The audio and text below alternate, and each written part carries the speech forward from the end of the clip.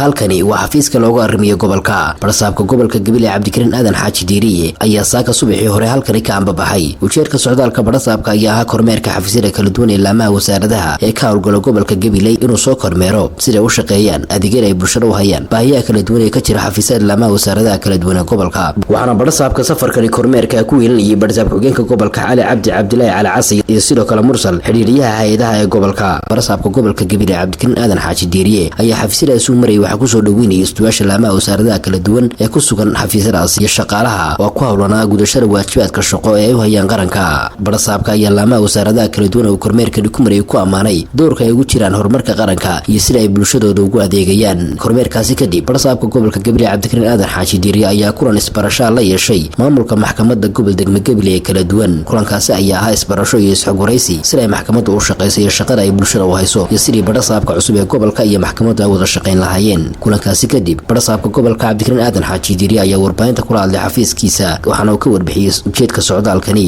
aad iyo aad baa ugu mahadsantiin horta saxaafadda sida u soo ajiibteen shaqada qaranka u haysaan maalin walba heegankootiin u taagantiin kormeerkeena maanta wuxuu daarnaa kormeerka caadiga ahaa ee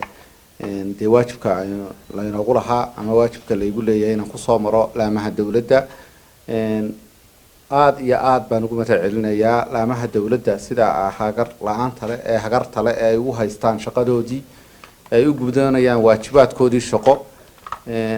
aad iyo aad baan uga helay sida yani quruxda badan ee ay u socoto habsamida shaqo ay u wadaan taa markaan ka gudbo waxaan aad iyo aad ugu mahadnaqayaa wasaaradda caafimaadka siduwaha caafimaadka iyo agaasimaha isbitaalka tiimbeyda waxay sida yani nadaafadda iyo shaqada uga socoto ee waajibaadkoodii shaqo ay u gudanayaan marka aad eegto caafimaadku waa halbowlaha ummadda shacbiga reer Somaliland meesha caafimaad ka socda haddii aanay nadaafadeeda iyo shaqadeedu heegan saacad walba aanay ku jirin dee wax shacbiga adeegii bulshada loo qaban lahaa lama helayo marka waxa weeyaan sida uu dhakhtarka iyo agaasimaha iyo dhakhaatiirta iyo isuduuhu ay heegan ugu jiraan aad iyo aad baan ugu mahadnaqayaa dhammaan laamaha dawladda waan u mahadnaqayaa sida wanaagsan ay waajibaadkooda u gudanayeen